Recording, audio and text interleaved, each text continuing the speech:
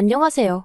남편과 이혼 후 하루하루 즐거운 인생을 살아가고 있는 30대 여성입니다. 원래는 가게도 쉬는 날이고 해서 친구랑 만나려고 했는데 친구가 갑자기 일이 생겼다고 하더라고요. 그래서 뜻하지 않게 혼자만의 시간을 보내게 되었는데 문득 전 남편 생각이 나네요. 이미 다 지난 일이지만 지금 생각해도 참 어이가 없어요. 남편하고는 뭐라고 해야 할까요? 사회생활을 하면서 알게 된 사이예요. 당시 저는 26살로 약국에서 사무보조로 일을 하면서 취업 준비를 하고 있었고 남편은 제약회사 영업사원이었죠. 좋든 싫든 일주일에 두어 번은 꼭 보게 됐는데 언젠가부터 남편이 커피도 사오고 간식이라며 빵도 사오고 저는 그래서 저 때문이 아니라 말 그대로 영업하느라 그러는 줄 알았어요. 그런데 나중에서야 하는 말이 저한테 어떻게 다가가야 할지 몰라서 그랬다나요. 아무튼 그렇게 한 8개월쯤 시간이 흐르고 저는 취업에 성공했어요. 그러니 당연히 약국은 관뒀죠.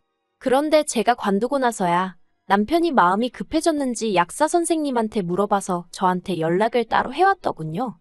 그리고 그때는 나름대로 그게 로맨틱하게 느껴지는 거예요. 저도 참 어리고 순진했죠. 이후로 저희는 1년 정도 길다면 길고 짧다면 짧은 연애를 마치고 결혼까지 하게 되었습니다. 그때 제 나이가 28이었으니 솔직히 결혼이 급하진 않았는데 당시 저희 친정 상황이 그다지 좋지가 않았어요. 그리고 제가 사회생활을 늦게 시작했다 보니 모아둔 돈도 많지가 않았죠. 그런데 남편에게 프로포즈를 받았을 때 이 사실들을 얘기하니까 괜찮다고 하는 거예요. 상관없다면서 돈이야 앞으로 살면서 모아가면 되는 거 아니겠냐고요. 아, 이 사람이라면 평생 믿고 의지하며 살 수 있겠구나 싶대요. 그래서 남편이 1억 4천짜리 빌라를 해오고 제가 3천만 원으로 혼수를 채워넣고 그렇게 결혼 생활을 시작했습니다. 그런데 저희 결혼 생활에 생각지도 못한 복병이 있었으니 그건 바로 시어머니도 아니고 신우였어요. 사실 어머님은 결혼 전부터 저한테 크게 뭘 요구하시지도 않고 바라시는 게 없으셨거든요. 오히려 당신 아들이 성격이 까탈스럽고 그런데 저 같은 참한 아가씨를 데려와서 좋다고 하셨죠. 하지만 신우는 자기 남동생이 나름대로 4년제 대학 나와서 직장도 좋은데 다니고 있는데 딱 하나 단점이 여자 보는 눈이 없다고 하지를 않나. 그래놓고는 결국 저희 둘이 결혼하겠다니까 자기 동생이 뭐가 아쉬워서 집까지 해가면서 결혼을 해야 하냐고. 자기는 이 결혼을 반대하네 어쩌네. 한마디로 꼴 같자는 소리를 해대더라고요. 막말로 누가 자기한테 허락해달라고 한 것도 아니었는데 말이죠. 게다가 심지어 한 번은 자기가 자기 주변 사람들한테 저희 회사에 대해서 물어봤는데 아는 사람이 하나도 없더라며. 저더러 재직증명서를 떼오라는 요구를 하더라니까요. 정작 자기는 7급 공무원이 될 거라며 10년째 집에서 놀고 먹는 백수였던 주제의 말이에요. 아무튼 그런 신우의 헛소리에도 불구하고 결국 남편과 저는 결혼을 했어요.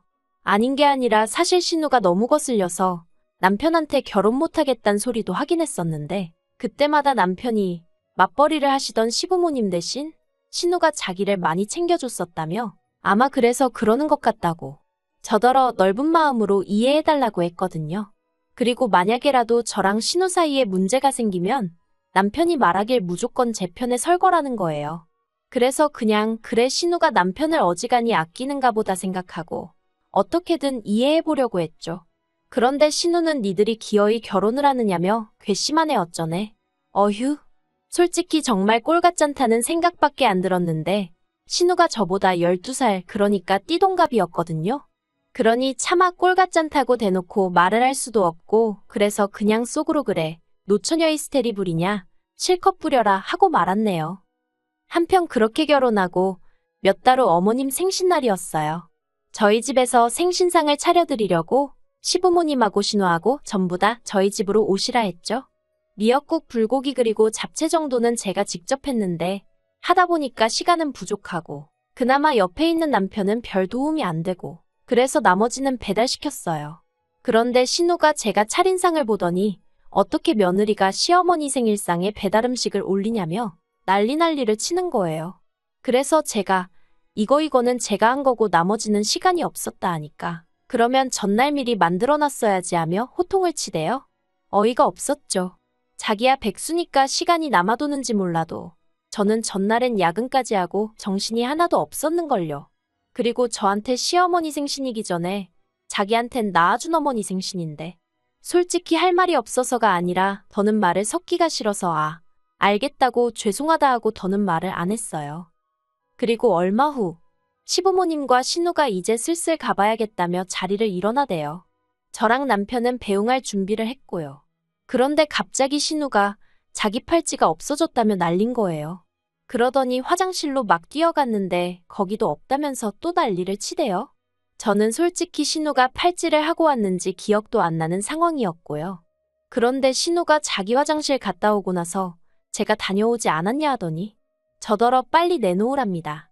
어이가 없어서 뭘 빨리 내놓냐고 뭔지도 모른다고 했어요. 그랬더니 신우가 진짜 그러는 거 아니라면서 지금 돌려주면 자기가 문제 삼지 않겠지만 자기가 뒤져서 찾으면 경찰에 신고할 거래요. 가족이라고 안 봐줄 거랍니다.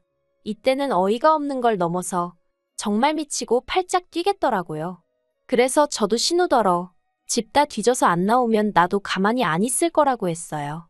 그랬더니 신우가 저더러 뻔뻔하다대요. 그런데 그때 아버님이 주머니에서 주섬주섬 뭘 꺼내시더니 혹시 이거냐 하셨습니다. 팔찌였어요. 아버님 말씀이 신우가 먼저 걸어가면서 떨어뜨리길래 이따 준다고 주우셔놓고 깜빡하셨다면서. 그리고는 아버님이 신우더러 얼른 저한테 사과하라 하시니까 신우가 하는 말이 가관이었습니다. 저희 친정 형편이 어렵다고 했던 게 기억이 나서 순간 오해를 했다나요? 이건 또 무슨 개소린가 싶은 게 한마디로 제가 가난하니까 남의 물건에 손을 댔을 거라고 생각했다는 거잖아요. 그래서 신우더러 말 그따위로 하지 말라고 했어요. 그러자 여지껏 가만히 계시던 어머님이 아무리 그래도 신우가 윗사람인데 저더러 말을 함부로 한다며 저부터 먼저 신우한테 사과를 하라대요. 팔은 안으로 굽는다더니. 그래서 그 일로 제 딴에는 정말 잘해보려고 만든 자리였는데 신우하고는 물론이고 시부모님과도 사이가 틀어졌어요. 제 나름대로 시부모님은 그래도 경우도 있으시고 좋은 분들이라고 생각했기 때문에 실망이 더 컸죠. 그리고 이후로 시댁과는 대면대면한 사이를 유지하면서 지냈습니다. 명절이나 시부모님 생신 정도에만 찾아뵙고 신우 생일 같은 날은 남편 혼자만 보내고 그랬어요. 그러나 중에 딸아이를 낳으면서 일하랴 키우랴 생활이 바빠지기도 했고요. 또 달라진 게 있었다면 제가 다니던 회사를 관두고 친정아버지 식당 일을 돕게 되었네요. 앞서 제가 결혼 당시에 친정 형편이 좋지 않았다고 얘기했는데 그게 무슨 말이냐면 사실 아버지께서 작은 식당을 하셨는데 장사가 너무너무 안 됐어요. 친정아버지 딴에는 어떻게든 살려보신다고 사시는 아파트를 담보로 대출까지 받은 상황이라 정말 말도 아니었네요. 그런데 사람 일이라는 게 정말 한치 앞을 모른다더니 제가 결혼하고 1년쯤 지났을 땐가 친정아버지 식당이 방송국의 도움을 받아 메뉴부터 시작해 가게 인테리어까지 싹 바꾸게 되었거든요. 그리고 이후로 정말 놀랍게도 전국 각지에서 손님이 몰려오기 시작하는 거예요. 심지어 어떤 대기업에선 협업 제안도 해왔고요. 아무튼 그러면서 친정아버지가 저에게 도움을 요청하셨고 저도 250주는 회사보단 친정아버지랑 일하는 게 몸도 마음도 편하겠다 싶어서 같이 하게 되었습니다.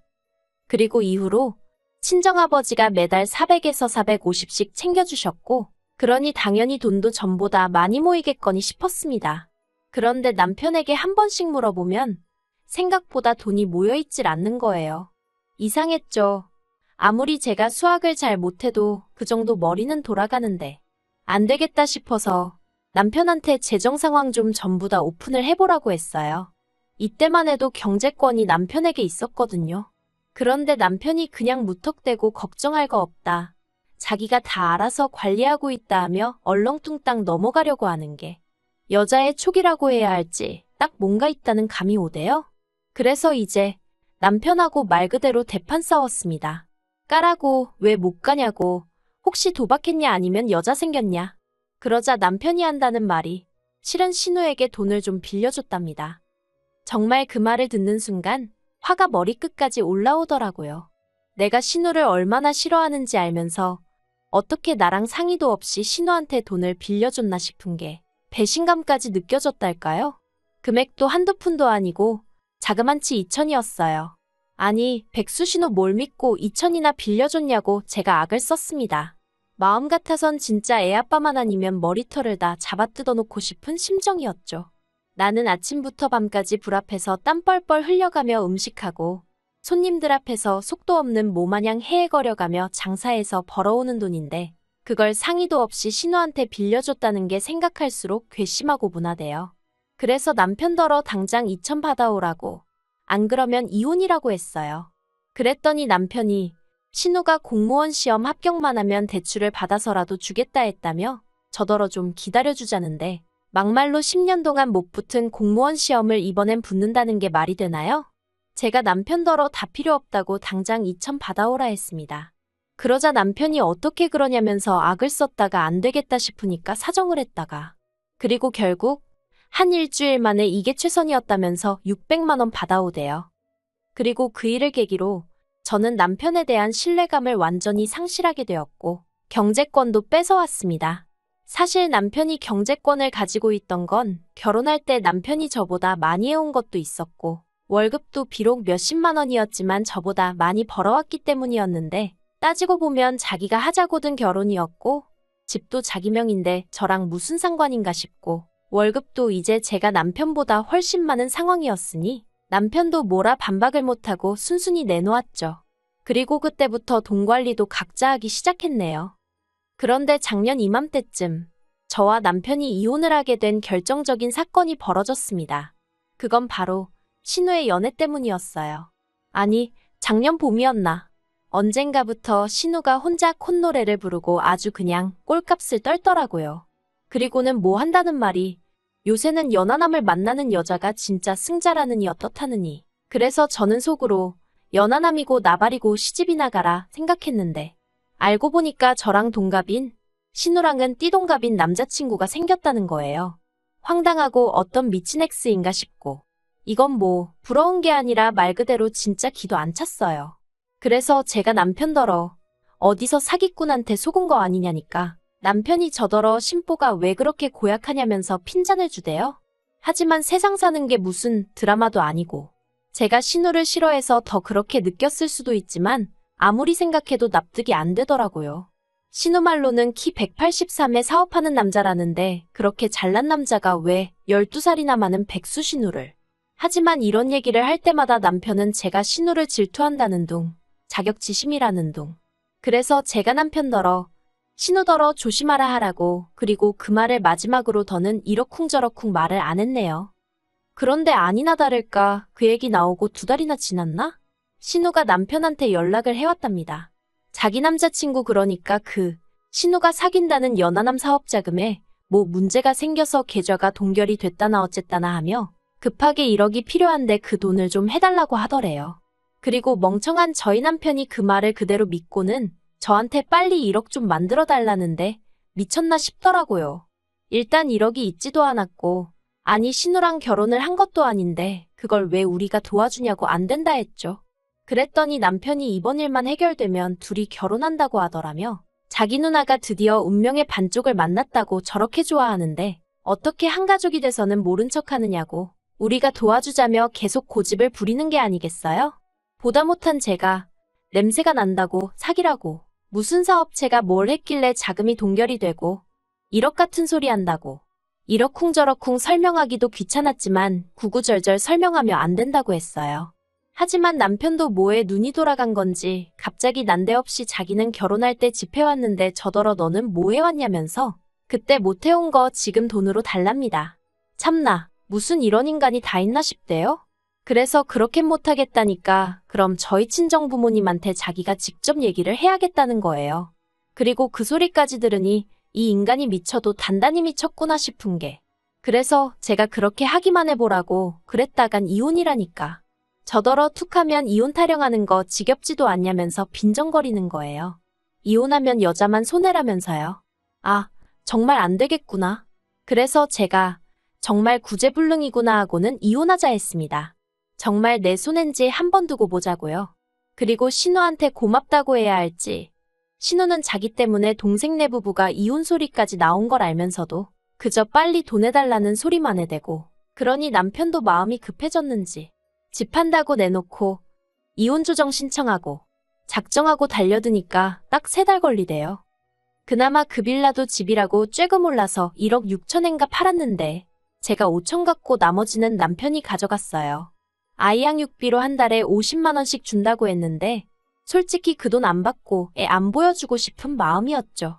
하지만 법이 그렇게는 안 된다니 어쩔 수 없이 한 달에 한 번씩 만나게 되었는데 이혼하고 처음 두세 번 만날 때는 허파에 바람이라도 든 사람 마냥 싱글이 되니까 여자가 꼬이네. 지 매형될 그 연하남이 조만간 사업이 정상화되면 한 자리 주기로 했네. 별 헛소리를 짓거리고 난리더군요. 그러면서 저더러 후회하지 이러면서 빈정거리고. 그런데 올해 초부터 볼 때마다 살이 쭉쭉 빠져있질 않나.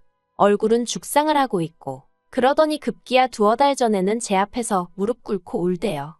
자기 좀 살려달라나 어쩐다나. 그래서 제가 왜 그러냐니까 한다는 말이 그 연하남이 연락이 안 된다면서 사업장이라는 데도 찾아가 봤는데 그런 사람은 없다고 하고 미치겠다면서 심지어 투자를 하면 지분이 어떻고 해서 그 말에 혹해 회사까지 때려치고 퇴직금 고스란히 거기다 안겨줬답니다. 그래서 제가 신우는 뭘 하냐니까 신우도 알아놓았다면서 지금 자기네 집 줄초상 치르게 생겼다고 자기가 지금 기댈 사람이 저밖에 없다면서 진짜 제정신인가 싶은 거예요. 그래서 됐다고 내가 똥통에 같이 빠져 죽을 일 있냐 했습니다. 사람이 말할 때는 귓등으로도 안 듣더니 이제 와서 왜 이러냐고 싫다고 했죠. 어우, 어찌나 징글징글한지 마음 같아선 친정아버지 가게만 아니면 어디로 딸 데리고 꽁꽁 숨어버리고 싶은 심정이네요. 누가 저더러 그래도 애아빠인데 한 번쯤 기회를 다시 주는 건 어떻냐고 묻던데 애아빠가 뭐 대수인가요? 그런 생각 없고 무책임한 아빠는 차라리 없는 게 낫다고 봅니다.